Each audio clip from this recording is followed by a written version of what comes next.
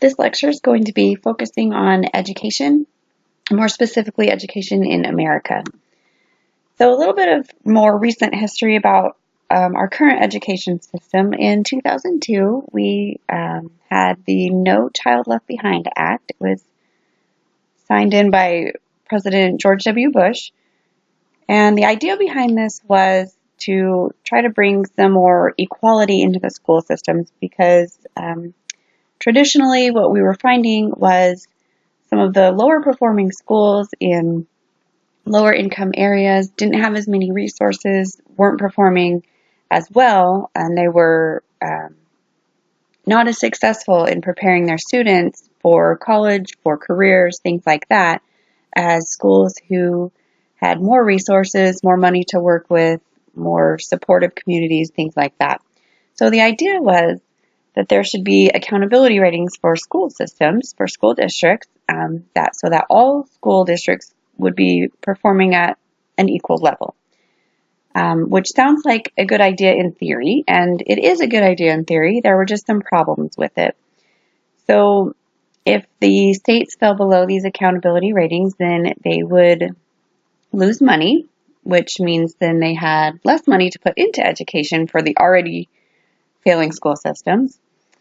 And what it did was it increased the federal government's influence over and involvement in schools rather than having it more on a local or state level.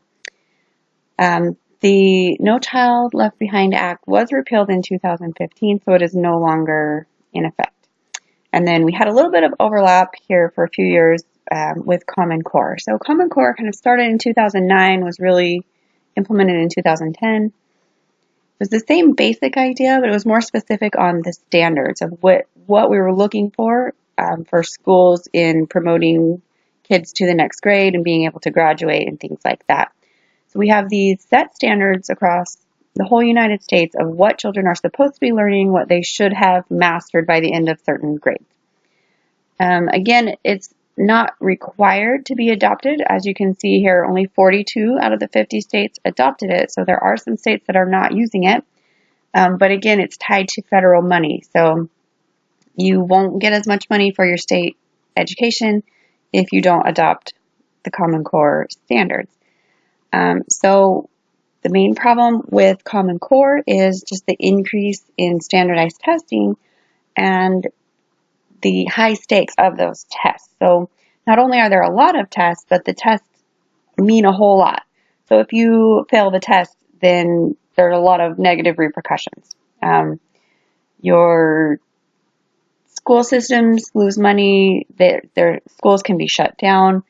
Teachers teach to the test because of this. They don't want to lose their jobs if their school gets shut down. So some of the problems would be that there's so much focus on these standardized tests that you lose the flexibility to be able to teach a more wide range of subjects, things like art and music, PE, and more practical skills like career preparation. Some of those vocational programs are getting less and less time because there's so much focus on the Common Core standards that the students have to pass this certain test of these certain things, or there's going to be big problems for your school. So that sets up a little bit of where we're at right now. So there's kind of two different approaches to education. The traditionalist approach would definitely fall into that category of the more standardized testing. And their goal of traditional education is to increase knowledge. We want to see the high scores on the standardized tests. We want you to be able to pass certain benchmarks. We need to see that you know these certain math concepts, really concrete. There's these specific concepts that you have to know. And these basic areas, math, science, languages, and history. And that's pretty much it for the traditionalist approach. If you know those things, then you're successful. We look at a more progressive approach. Their goal is more just to prepare people for life. So that's not to say that math and science and language isn't important to progressives, because obviously if you're wanting a career in accounting, say, for example, then you need to know those math skills. So they do find importance in these basic things. So I don't want you to get the idea that it's sort of just this free-spirited, whatever you want to do kind of thing. It's just a more well-rounded approach. So it allows more time to study things like the social skills, the home and family skills, those vocational programs where students can actually prepare for real-world careers and learn these practical skills. So, for example, the high school where my kids go to school here in Texas, we have a lot of these vocational programs. So things like welding, there's a medical program where they can learn to be like an EMT kind of medical assistant type of thing. There's also a cosmetology school where they can learn, they can get their license to be cosmetologists for doing hair and things like that. So obviously, those are real world skills that they can go out and get a job as soon as they graduate.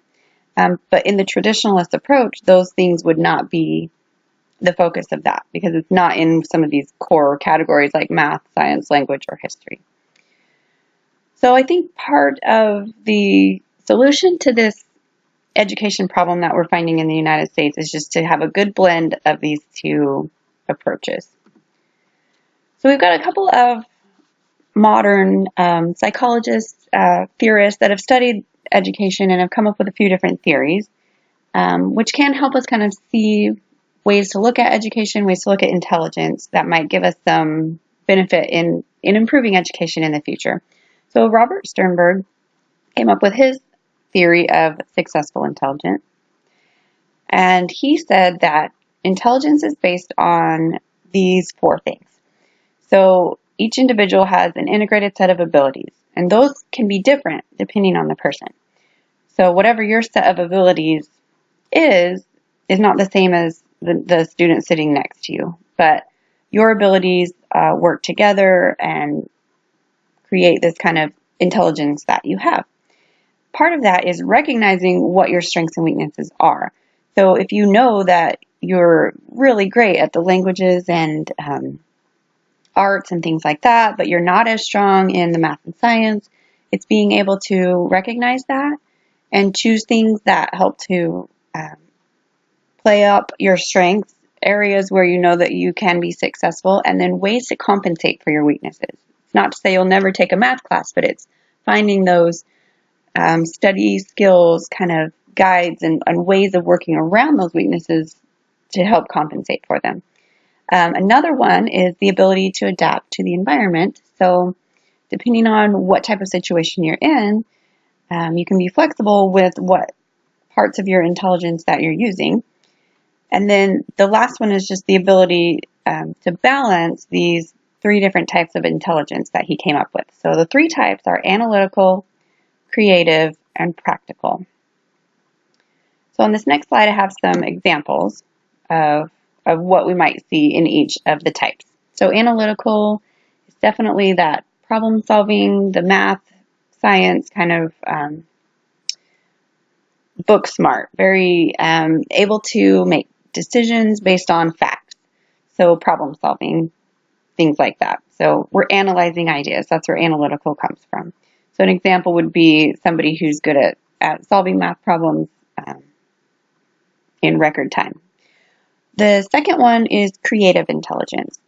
So this is like being able to come up with new ideas, like a different way of looking at something. So it's not that these people wouldn't be good at math, but maybe they would have to figure out a different way to figure out the problem.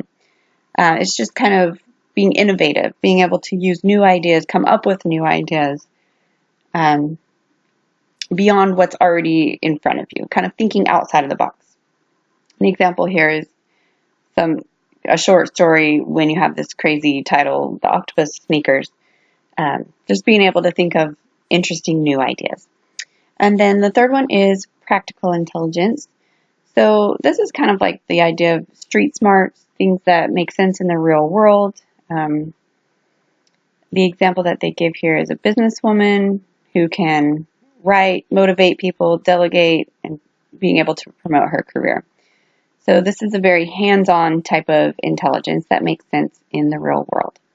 So again, one of the key parts of this theory is being able to balance these three types, knowing which types are your strengths and your weaknesses, and being able to use those for what suits you best. Then we'll move to Howard Gardner. So he came up with these different types of intelligences. You might have heard of like a learning style, like I'm a visual learner or something like that. It's kind of the same idea. So it's different types of intelligence. So the first one is naturalistic. This is very science-based, the outdoors, the environment, someone that's very interested in the natural world and who does well learning about those things. So an example might be going outside and, actually studying the plants versus just reading about them in a book. Then we have linguistic learners, and these are the people that are very good with words.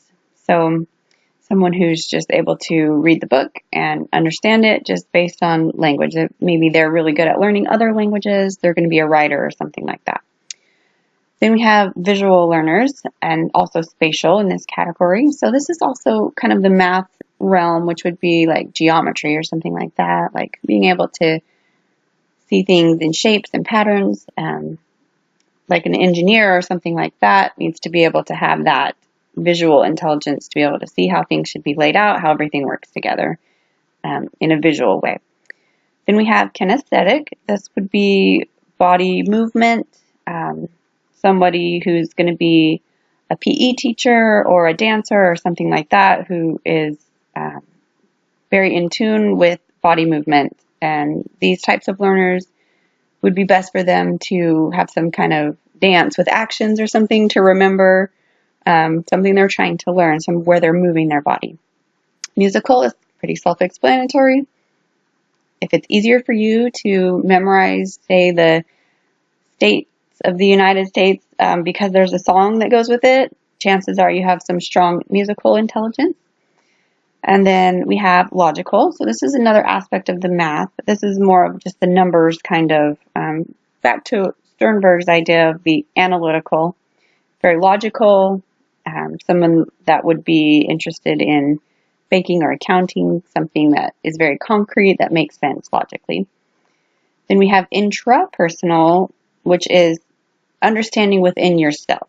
So maybe you work best alone, you understand your emotions, this would be a person who, like the idea of Sternberg, understanding their strengths and weaknesses. A person that's really in tune with themselves. And then the last one is interpersonal, which is very people-related. So you work well in groups.